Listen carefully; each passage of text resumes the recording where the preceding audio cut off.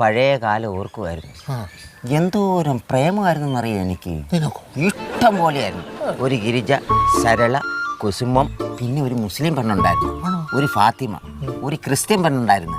അതിൻ്റെ ആങ്ങളെയും തന്തയും വന്ന് എന്നെ കുരിശി കയറ്റുമെന്ന് വിചാരിച്ചപ്പം ആ പ്രണയം ഞാനങ്ങ് വിട്ടു.